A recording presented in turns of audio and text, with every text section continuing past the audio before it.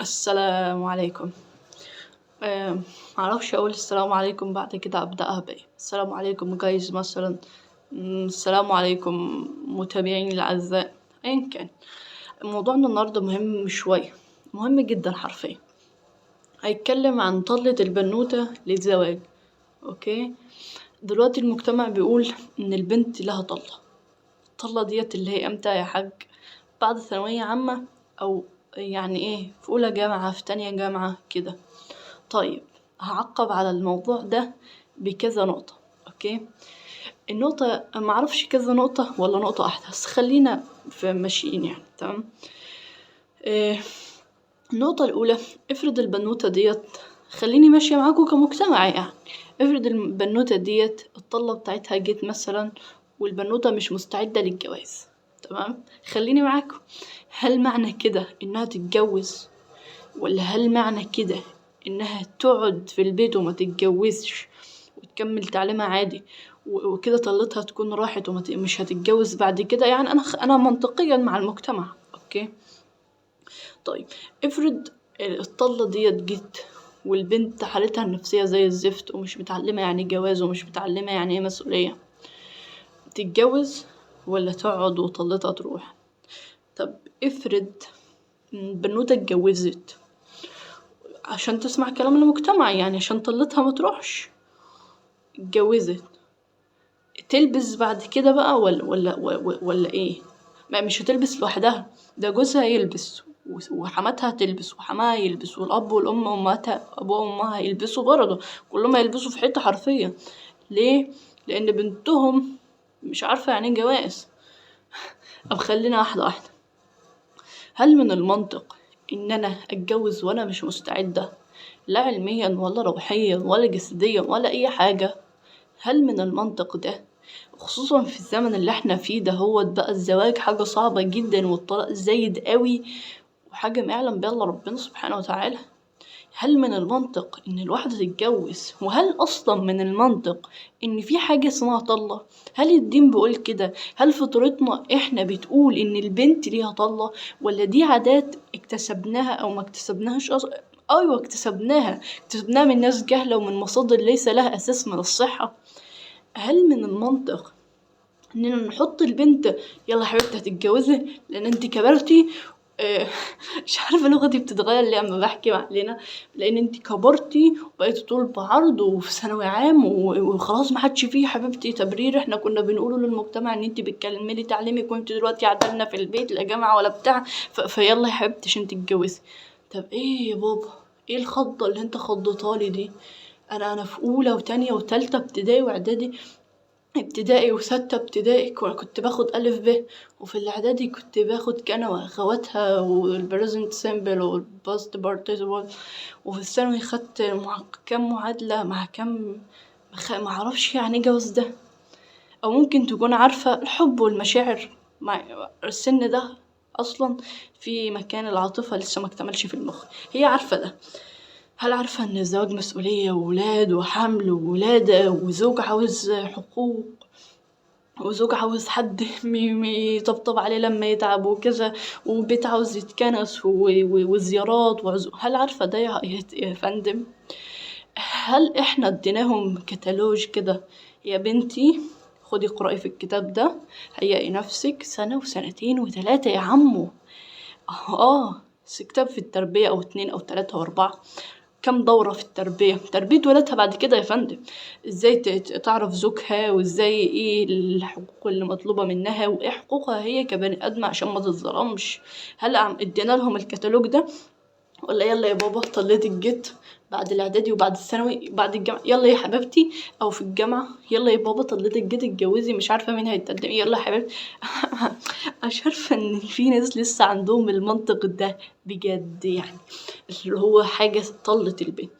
طب يا عمو الإنسانة اللي عندها 25 سنة دي تيتا بقى على كده تيتا، ولا ايه يا حضرة؟ يعني مش عارفة. ما هو أنا خليني واقعية شوية. العيال اللي بتتجوز عندها 19 سنة و20 سنة، هنقوله نسبة 1% بيكملوا. غير كده عواطف ومش عارفين يعني جواز، حب وورد وبكاء ووردية وحياة ما يعلم بها. بعد كده بيلبسوا فبيتطلقوا ليه؟ لأننا مش عارفين الواقع بيقول ايه حوالينا. زمان غير دلوقتي، زمان الوعي زاد والجهل زاد برضه. يعني الوعي في كل مكان، وفي الموبايل اللي أنا بصور لكم منه ده في دورات كتير عن الزواج، عن الحياة، عن كل حاجة. ومع ذلك ان واحد يقعد على دورة يسمعها ولا حاجة بدل ما هو بيسكرول على التيك توك، لا مفيش الكلام ده. ازاي انا اقعد على دورة اسمعها؟ ليه انا فاضي ولا ايه؟ اجيب منين مع ان في وقت؟ اجيب منين وقت مع ان في وقت؟ وفي وقت بيضيع على الموبايل 7 و8 ساعات عادي هو بيسكرول، لكن يجي يسمع الدورة ولا حاجة او يسمع ولاده ويهيئهم لحاجة كويسة هيقبلوا عليها في المستقبل. لا مفيش وقت. الحمد لله. حكيت حاجات كتير جميلة ومبسوطة من نفسي الصراحة، لأن الموضوع ده مهم جدا، وربنا يصبرنا على هذه العادات المتخلفة، متخلفة فعلا. ليه؟ الطلاق زاد بسبب ايه؟ من وجهة نظري انهم مش عارفين هم مقبلين على ايه. نسبة مثلا 2% في الشباب هم اللي بيتعلموا وبيدرسوا سواء ولد او بنت. نسبة صغيرة جدا، بسيطة جدا عن الناس اللي هي مش عارفة ايه زواج اصلا. الحياة عامة مش وردية، والبنت ماشي ما بالك بقى بالزواج وكده، مش وردي اطلاقا. بس بعلمنا وبوعينا هنقاوم وهنواجه اي تحديات بعلمنا وبوعينا وبصبرنا على بعض وهكذا، فنقدر نعدي التحديات دي مع بعض. لكن تلاقيهم اتجوزوا مثلا وهم صغنطتين جدا، يعني 19 18 20 سنة، مع احترامي يعني لأي حد بيتجوز في السن ده، بس مبيبقاش عارف يعني جواز. بيلاقي الحياة بعد كده مش نفس اللي هو رسمها في دماغه وحب وبتاع، لا بيلاقي بعد كده في ولاد وفي بنابس عاوز يجيبها وفي دوا وفي تعبانة بالليلة مش عارفة ايه. معذرة، بعلمنا وبوعينا هنقاوم اي تحديات.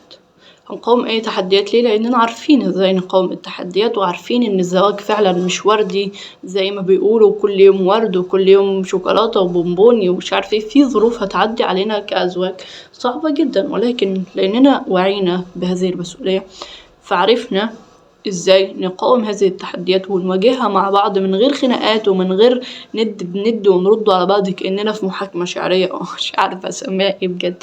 طيب، البنت ليها طلة. هل معنى كده يا عزيزتي الغالية ان انت تتجوزي وانت مش عارفة يعني ايه جواز، لمجرد ان انت هتتبع عادات المجتمع لانهم هيقولوا عليكي بعد كده معيوبة او فيكي مشكلة؟ انت ما عندكيش مبرر ان انت ما تتجوزيش يا حبيبتي، ما عندكيش مبرر. ايه المبرر اللي عندك؟ والله كبيرة وشايفينك شحطة وعندك معذرة عندك 19 سنة، فبالتالي لازم تتجوزي. طب يا بابا انا مش مستعدة، يا طنط يا عمو يا خالو، لا العريس هيجي النهارده يشوفك، هيجي النهارده يقعد معاك مش عارف. طب ايه يا جماعه ولادكم مش مستعدين، هيئوهم ساعدوهم. انا دايما بيقول من شاب على شيء شاب عليه. او مثلا انت ما تبقاش معود بنتك من البدايه انها تبقى قلعه، يعني لبسها ما يكونش كويس، وتيجي في سن 15 سنة تقول لها في حاجة اسمها حياء. ما الحياء مات. في حاجة اسمها بتتبنى أسس بنبنيها مع ابننا، قواعد اسمها قواعد التربية بتفضل مع العمر كله. يا حبيبي الحياء لازم تحافظي عليه. يا ولد، ده ممنوع وده ممنوع وده كذا وده كذا، فبالتالي الولد بيكبر لا ده ممنوع، لا هو عارف ان ده ممنوع، فبالتالي انت مش محتاج تزعقله ساعتها. ليه؟ لانه من البداية في سن 5 سنين عارف، فتربى معاه ان الحاجة دي غلط والحاجة دي مينفعش اعملها. لكن تيجي من البداية تقول لبنتك مثلا 16 سنة 18 سنة 20 هتتجوزي وهي مش عارفة يعني جواز. يا جماعة هم عارفين يعني جواز، يعني حب وكده، بس غير كده عارفين. والمشاكل اللي حاصلة في بيوتنا دي بسبب ايه؟ وقلة تربية الولاد. هو انا هتجوز كده بس مفيش ولاد ومفيش حاجة هتيجي ولا ايه؟ اكيد بنتك هتجيب ولد بنوتك ما اعرفش ايه.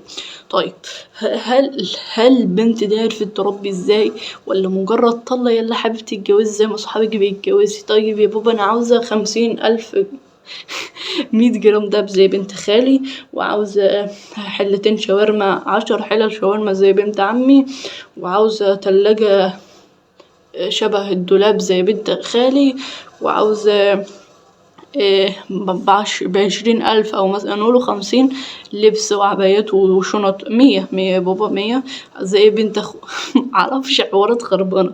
لكن يجوا مثلا يبصوا ازاي بنت عمك ربت واحد عدل في العيلة كلها. لا ما تبصيش لده. ليه؟ لان انتي تشوفي الحاجات الرفاهيات بس، الحاجات اللي فيها مجهود شاق متحبيش تنظري لها.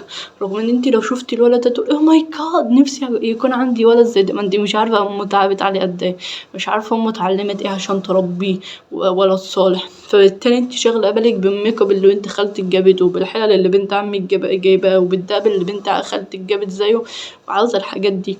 أساسيا ما بتبصيش للحاجات الأساسية، إنك تربي ولد صالح مثلا، إنك تقيمي بيتك على طاعة ربنا سبحانه وتعالى، إنك تتعلمي قبل ما تتجوزي تختاري شريك حياة مناسب.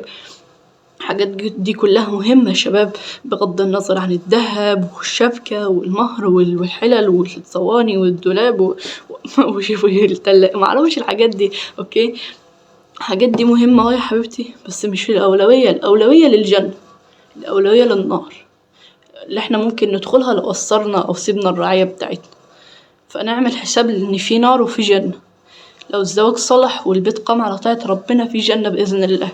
لو سيبنا الولاد كده والأب كده وما اخترناش واحد صالح وما صلحناش نفسنا وما جبناش ولاد ربناهم في طاعة ربنا هنتحاسب عليهم. احنا ليه مش عاملين حساب ان في جنة وفي نار وبنبص لرفاهيات الدنيا بس، عزال وشبكة ومهر وشقة 3 أدوار ومش عارفة وبيت 3 شقق ومش عارفة ايه وحوارات خربانة.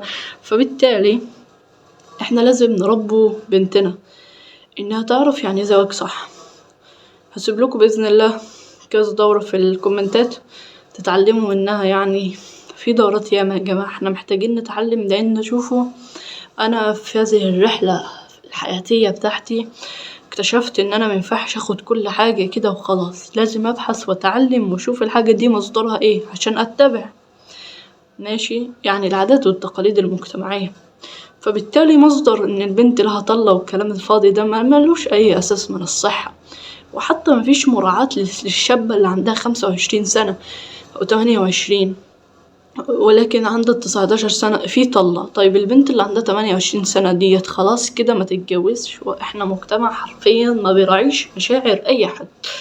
فبالتالي يا حبايبي نصيحتي ليك واحد، لو انت هتتجوزي تعلمي، شوفي اي حاجة ناقصاكي تعلمي وابحثي عنها على اليوتيوب. ادخلي مثلا اكتبي مثلا دورة عن المقبلين على الزواج، دورة تربية ازاي اربي طفلي، واسمعي بقى ناس مختصين في هذا المجال هيفيدوك. ازاي مثلا اتقوى نفسيا قبل ما اتجوز، ازاي مثلا اتعلم ايه قبل ما اتجوز، تعلمي الحاجات اللي انت هشة فيها وشايفة نفسك فيها انها ايه مش تمام. ان الزواج مسؤولية وحقوق وواجبات وهكذا. فلازم نستعين بالله ونسعى، لان ربنا هيسألنا زوجك ده ما اديتلوش حقه ليه. ايه المبرر ان زوجك ده يعني هو متجوزك تمام في حقوق وفي واجبات، يعني ليه حق عليك وليك حق عليه وهكذا. ايه اللي